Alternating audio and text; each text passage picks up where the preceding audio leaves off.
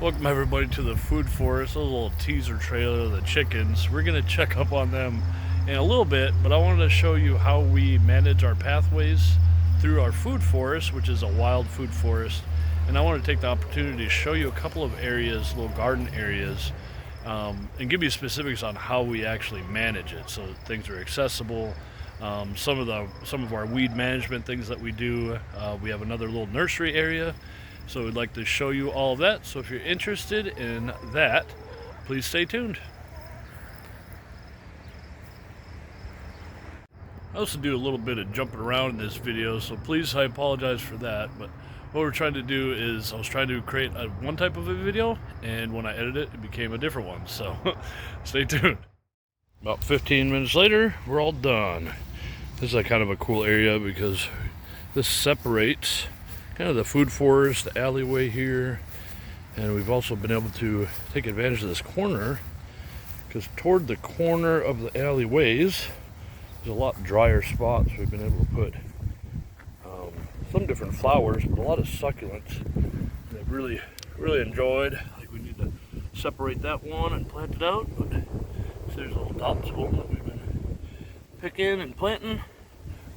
And then behind that we have our amazing Asiatic lilies. There's a bunch of different mums, and then we've even got some of those like fireside annuals, and an assortment of other things back there. I can't name them all, that's why we keep the tags nearby. Did actually want to see, hey, our peas are doing pretty well. Look at that, climbing up the Asiatic lilies. How about that for a ecosystem? So as we move on from here, we got the back of the Amish building, we call it. Oh, I need to chop this down. Hold on. Might be a little bit difficult with the hand pruners, but as we kind of go along, we can.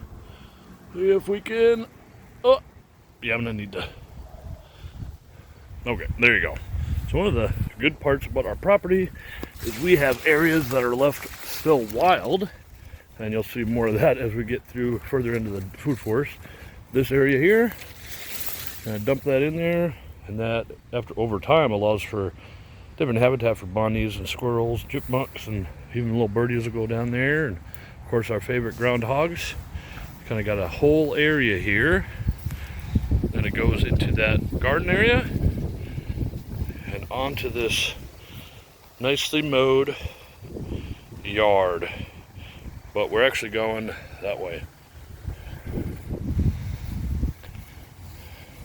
This is what it looks like right behind. Oh my gosh, what is all that? Made actual quick work of this area, our little nursery area. And just to mention, that's a project for another day. See, we tried to do some volleyball for a while. I need to find a place for that, maybe in the Amish building. But all of this, we've been trying to think, maybe renting a little chipper, because we have another pile on the other side you'll see. But a lot of this stuff we've actually been putting all the way under that alder. If you see that, we have like a kind of a horseshoe type of semicircle, and we're trying to create habitat over there, and actually also under the male mulberry. So that's what we kind of do with all these extra twigs and sticks. Well, like I said, this little nursery thing had worked out pretty well. So we'll run the mower right through here, and then go through here. And when I got to this back piece, it was a little bit more difficult because I have an aronia berry right here that I really didn't want to mow down, so I just had to kind of navigate in between there. But that's really all I wanted, was to kind of maintain a little bit of order here. I'm not worried really too much about major grasses, because once they come up, hopefully the cycling of these plants from me growing them to me selling them will actually be fast enough where as I move plants all the way, I can just re-mow. I've also actually thought about putting just a whole bed of straw down, which would actually protect the soil and all that stuff. So maybe in time to come, we'll decide on a little bit different design for that. I'm just glad that we're able to mow around that and keep it accessible. The second to last stop that I want to bring you is right here, because this is where all of our stuff kind of I don't know, comes together. So we got this other pile, like I mentioned. There's a chair that fell down. There's some pots that we were stacking up for another project. A kayak, I don't even know where I'm gonna put. Wheelbarrow, a ladder I moved from by the chicken coop. So I want to show you what this place looks like afterwards. This will still be here. That's the project maybe for later today. But for mowing, I want to show you what this place looks like afterwards. And then we'll go into the food forest and show you what all this looks like. Here, I'll take you around from this angle so you can see we got all this cleared up. This is our little temporary planting station, I guess, that is now permanent. We got all sorts of milkweed, but it's kind of difficult to get the hose up on there because it's like 125 feet. But we got that all stacked up, and we got our edges back. You can see some people that haven't sheet mulched, or maybe they're stopping from sheet mulching because they're worried about having to mow it, but not an issue at all. So as we go through here, part of what I do, I try to enjoy myself even when I'm cutting grass. So when I see plants like this, I just grab my little snippers, get it out, because I have strawberries, no, I have tomatoes. I have tomatoes growing in here, and I want to maximize the sun that they get. As you can see, we got a couple of buddies in there right now. Look at that. But I got to clear away a lot of this other stuff so everything can get enough wind. So I'll chop that down, and this is actually tomato here. So I'll probably go around the backside and just kind of trip the heads off of those. But planting in a, I don't know, permaculture fashion, I want all of these flowers, whether I can eat them or not, because I think this is sweet Sicily. So don't eat it, but the bugs like it, the insects like it. So I try to keep it up as much as possible. But as you can see right behind me, I have another patch that is both flowering and about to flower, and we kind of gave up on this little section of the raised bed. So there'll be plenty of nectar source for all the insects, even if I do kind of chop that down a little bit.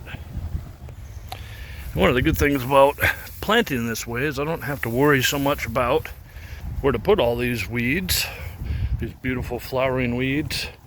And I can actually go, well, let's add a patch right over there. Add some soil, will help add some green matter. Pollinators can still get to it. And we might even get another batch of flowers over there. So continuing on, you can see how those have been cleared up. And we have done this much of the mowing, so we've come around here. We haven't done that part yet. We have done this little bend here all the way back to the corner. And see, it was actually worked out pretty well. We got our little nursery spot here. We were able to sneak the mower past through there and right through there and brought it up to the open field. And then as we come around, it actually took me, it's kind of strange because over the years I've noticed that this grass gets harder and harder to cut. Now part of it is I need to actually sharpen my lawnmower blades, but the other thing is the plants themselves are much stronger. I let them grow longer than normal, and they have all this vegetation around them, which, you know, this is more of a moisture sink, this is more of a moisture sink. You get some bits of shade here and there, but as everything else grows up and becomes stronger, these pathways become stronger. So hopefully they'll stay mostly green throughout most of the summer. Especially this area back here. We had let this go maybe 2.5 weeks. So I had to go through here like 3-4 times. And we kind of have this effect, at least in this pathway, of narrowing, because we don't want it to be necessarily a main entrance. It's just more of a shady area, and we're hoping that over time this area will actually become more shaded out, as this alder, this mulberry on my left, and then the other trees that I have growing come up. Here's a quick side-by-side comparison so you can see. I'm going to finish all the mowing, and then we'll bring you around, and we'll even say hi to the chickens. So just a moment for you, maybe about an hour for me. Okay, so I got it all done. Let's see what it looks like. So usually this takes me, I usually split it up into a couple of days, but it takes about 4 hours. Originally when I stopped cutting the grass to start my food forest, I'd actually thought I was going to save myself time mowing, but it actually takes me longer to do this, partially because I need to sharpen my lawnmower blades, and I have to go over every area kind of twice. I don't know, it depends on how long I let it grow. As you can see, the walkways look, I mean, they look pretty cool. It's kind of swooping, and they're wide enough for a couple people to walk side by side. And then you can see trees coming up. I have a lot of maples that actually come up through here. Got a couple of milkweed here. There's an apple there. We've got a hazelnut, and there's, you know, they're spread out all over the place, different peaches and pears. Here's actually a couple of blueberry bushes I just did a short on because these had all dried up. But we actually had another one that bloomed a little bit later and put on fruit a little bit later, so we have a good batch of blueberries here.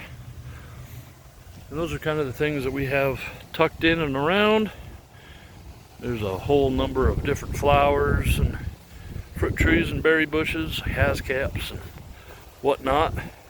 And then on top of having mowed walkways, we do have a couple of paths that kind of go through. Kind of have to stomp our way through, and that's kind of just something that I like to do, have little kind of hideaway spots. So as the forest grows up, we'll have kind of hiding spots, I hope, in the next few years.